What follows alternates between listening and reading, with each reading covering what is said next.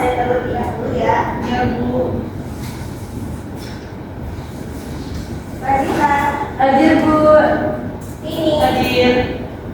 Aisyah. Hadir Ibu. Naila. Samira. Hadir. Hadiba. Hadir. Febrian. Hadir. Irfan. Hadir. Tiffany. Hadir. Syahnas. Hadir. Lengkap ya. Ya Bu. Jadi semuanya puasa semua kan? Alhamdulillah. Puasa Bu. Alhamdulillah. Puasa ada yang pernah nggak? Ada. Yang pernah belum ya? Ya Allah. Nggak boleh modal ya. Oke. Ya jadi Ya, terima kasih. saya mau mempersiapkan dulu ya materinya.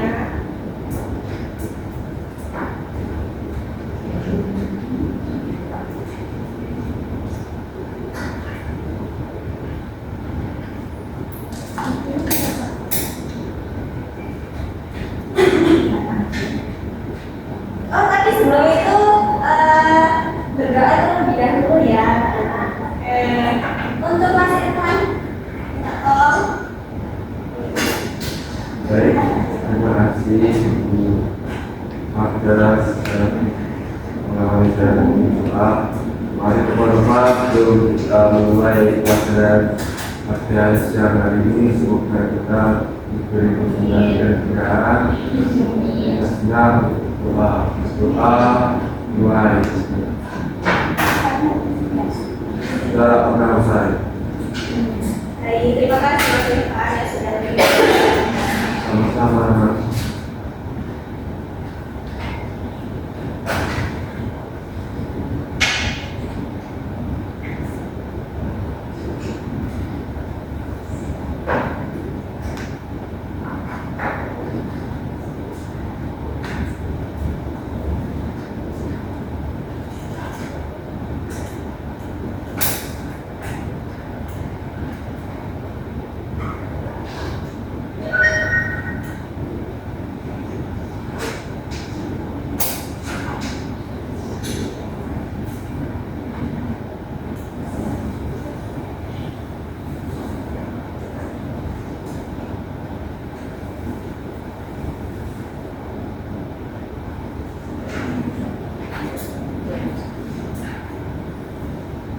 Ya, hari ini kita akan belajar tentang masa praaksara. Ketika kalian mendengar masa praaksara, apa yang kalian pikirkan?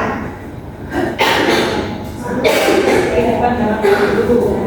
Kehidupan zaman dulu, terus manusia purba, terus ada lagi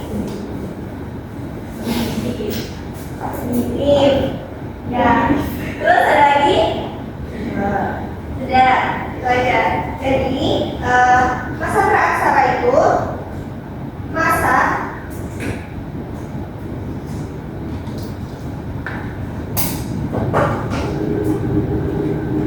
praaksara itu artinya masa manusia sebelum mengenal tulisan. Yang mana pra artinya sebelum dan aksara artinya tulisan. Jadi masa praaksara itu masa manusia sebelum mengenal tulisan. Nah, masa praaksara sendiri itu ada periodisasinya. Ada dua macam. Yang pertama ada arkeologi dan yang kedua ada geologis. Nah, di sini kita akan membahas tentang yang arkeologisnya.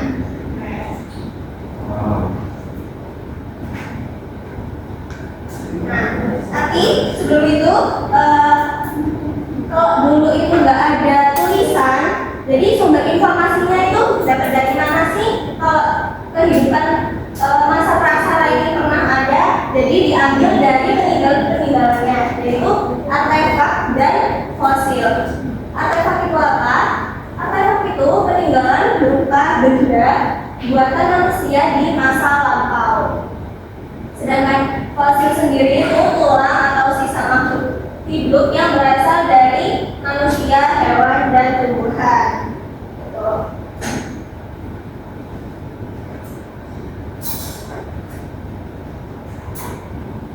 Di Indonesia sendiri berakhirnya masa praaksara itu pada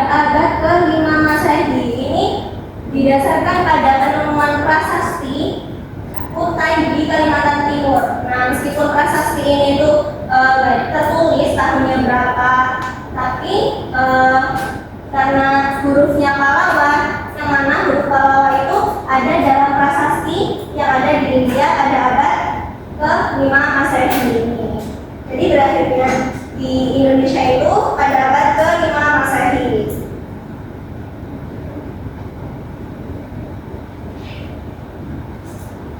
Nah, ini yang saya sebutkan tadi, periodisasi secara arkeologis. Nah, periodisasi secara arkeologis itu ada dua macam. Yang pertama ada zaman batu dan zaman logam. Kenapa kok zaman batu? Karena peralatan-peralatan yang digunakan pada saat zaman batu itu digunakan dari batu-batuan saja. Nah, di zaman batu ini ada 3 zaman lagi. Yang pertama ada zaman Paleolitikum. Zaman Paleolitikum itu zaman batu tua. Kenapa kok disebut itu? Karena paleo yang artinya tua dan litikum atau diambil dari kata litos yang artinya batu. Nah, zaman ini tuh berlangsung kira-kira sekitar 600.000 tahun yang lalu. Nah, di zaman ini tuh peralatan batu itu masih kasar, tidak halus, tidak diamplas yang tajam itu, masih benar-benar kasar gitu. Nah, peninggalan peralatan batu zaman Paleolitikum ini terletak di Jawa Timur, di Pacitan dan di Ngandong. Di sini ada yang rumahnya Pacitan atau Ngandong? Enggak ada, Bu. Nggak ada ya? Kalau ada, kalian bisa tanya tuh ke orang-orangnya. Selanjutnya ada zaman Mesolitikum. Nah, di zaman ini tuh berlangsung kira-kira sekitar 10.000 tahun yang lalu. Nah, peralatan di zaman ini tuh hampir sama seperti zaman Paleolitikum, masih kasar tapi sudah sedikit ada apa namanya prosesnya, ada apa namanya progresnya lah ya, tidak kasar-kasar sekali. Nah, zaman Mesolitikum ini merupakan zaman batu Madya. Nama Madya itu artinya tengah-tengah ya. Jadi ada zaman Paleolitikum, zaman Mesolitikum, dan zaman Neolitikum. Mesolitikum ada di tengah-tengah zaman keduanya. Nah, di sini di zaman Mesolitikum ini mulai hidup lebih semi sedentary, yang artinya setengah menetap. Menetapnya di mana? Di gua-gua atau di pantai-pantai. Hal ini disebutkan dalam buku yang saya baca itu sampah-sampah dapur yang mereka pakai itu sudah ada di sepanjang pantai Sumatera Timur laut gitu. Jadi bukti peninggalan juga itu.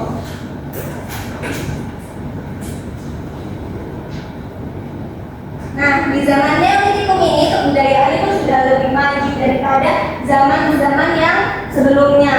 Nah, ini karena kedatangan nenek moyang dari yang berasal dari Yunani, Tiongkok Selatan, yang mana mereka juga membawa peralatan yang sudah diasah atau artinya itu sudah halus atau tajam gitu ya. Nah, di zaman ini manusia itu mulai hidup sepenuhnya menetap dan mengembangkan kehidupan yang lebih harmonis. Artinya sudah ada struktur kayak gitu. Di sini ada pertanyaan kah? Anak-anak? Belum ada ya? Oke, saya lanjut dulu. Nah, sekarang masuk ke zaman logam. Yang mana zaman logam ini mereka sudah menggunakan peralatan-peralatannya. Peralatannya itu sudah tidak batu lagi, tapi ada logamnya. Di sini ada zaman tembaga, zaman perunggu, zaman besi. Di zaman tembaga, manusia itu sudah menggunakan tembaganya untuk membuat peralatan dan perlengkapan. Nah, peralatan ini tapi tidak ditemukan di Asia Tenggara. Ini ditemukan di Eropa. Nah, di Asia Tenggara itu nggak ada. Selanjutnya ada zaman perunggu, yang mana manusia itu sudah mengenal logam yang keras dari tembaga, jadi campuran dari timah dan tembaga. Nah, biasanya peralatan di zaman perunggu ini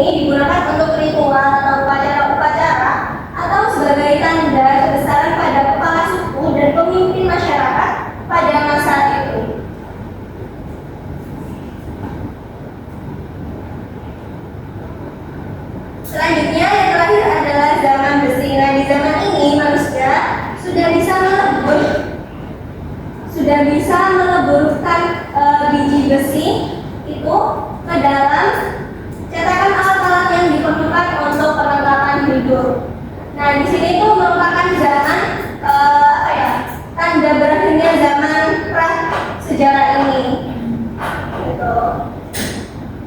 Nah, tadi kan saya cuma sebutkan pengertian penjelasannya, tidak menyebutkan alat-alatnya, peralatan-peralatannya. Nah, di sini tugas kalian mencari peralatan yang digunakan pada masa praaksara beserta fungsinya sesuai pembagian kelompok. Nah, ini tugas kelompok nanti dipecah jadi 4 kelompok, berarti 2 sampai 3 anak.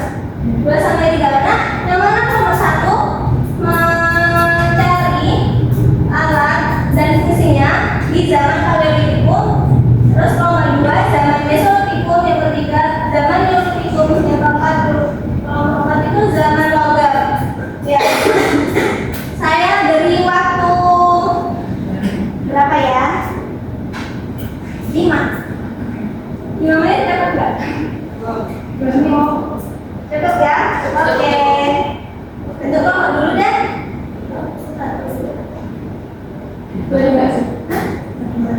Dua-dua aja. Dua-dua ya. Nanti setiap kelompok akan menuliskan di papan.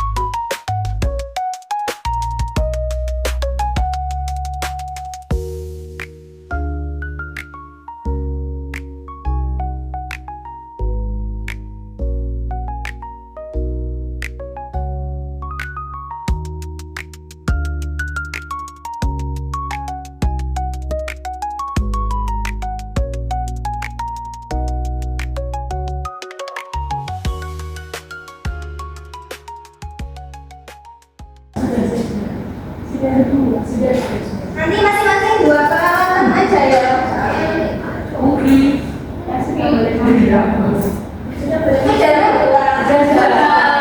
Kita sebulan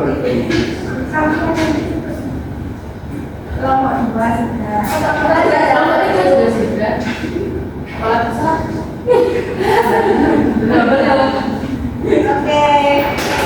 Baik, perwakilan kelompok siapa? Saya. Gue dulu.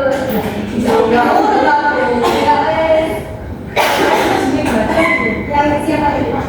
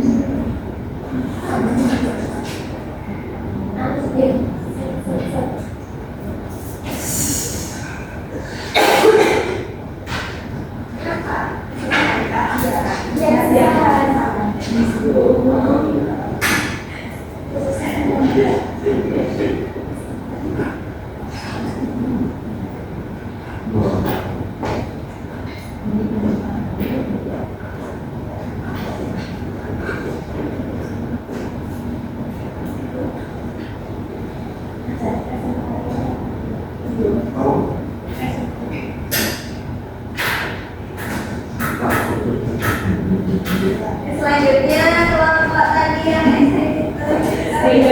tiga.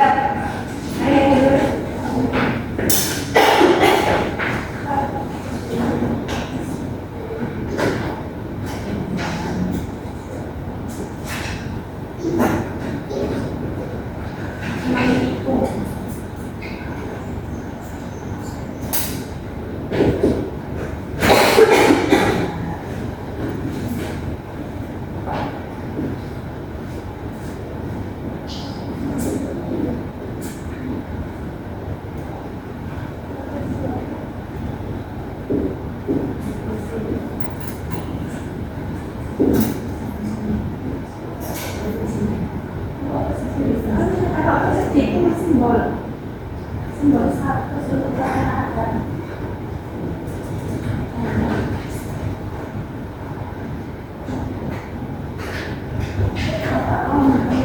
Terus pertanyaan dari teman-teman kali.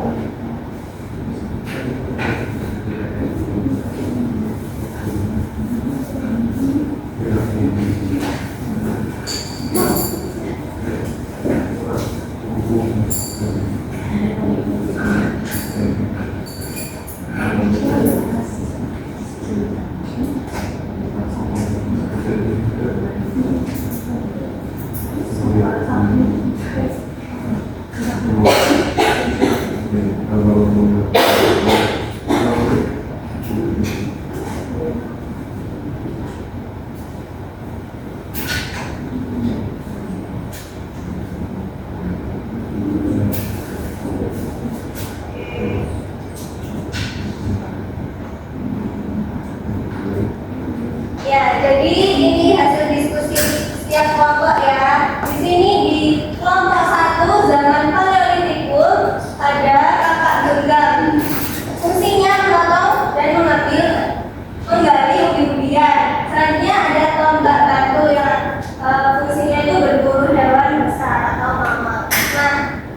dari zaman Paleolitikum di zaman Paleolitikum ini bisa ambil kesimpulan bahwa di Paleolitikum itu alat-alatnya untuk mencari makan saja, gitu. Selanjutnya di zaman Mesolitikum ada kapak Sumatera, fungsinya untuk berburu dan mengelola makanan. Selanjutnya ada Flaccus, itu pisau atau alat semir.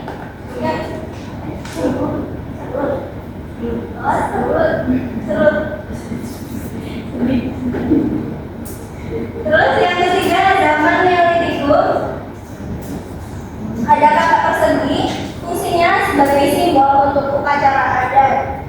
Terus ada kapak onyol juga, fungsinya untuk pemotongan kayu. Terus juga ada gerabah yang untuk memasak atau sebagai wadah ya.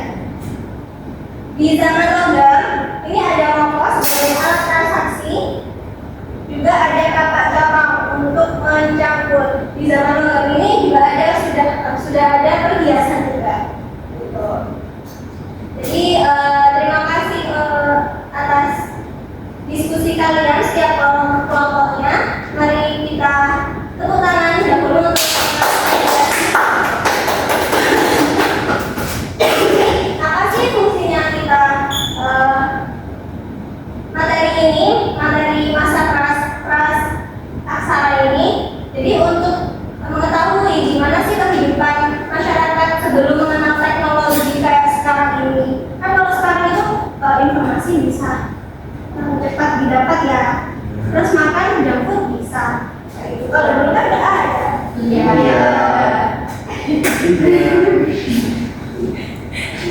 Gitu. Mungkin dari sini mari kita merefleksikan kembali materi awal hingga akhir.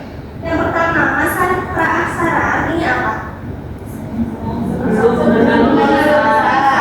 Iya benar. Terus di masa praaksara ini di periodisasi arkeologi ada berapa macam zaman? Ada dua dulu, zaman batu sama logam. Nah di zaman batu ada apa aja? Ya.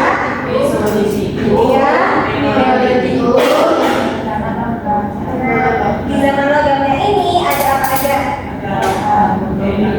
Zaman bata, perunggu, sama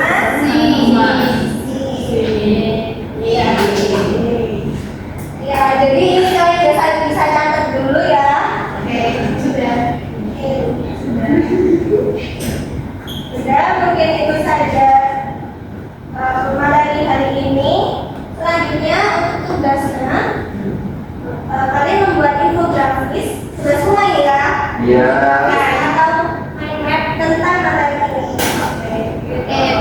Nah, materi selanjutnya kalian akan membahas tentang masa praaksara tapi periodisasinya secara geologisnya. Jadi tentang dinosaurus itu. Oke. Ya mungkin itu saja pembelajaran hari ini.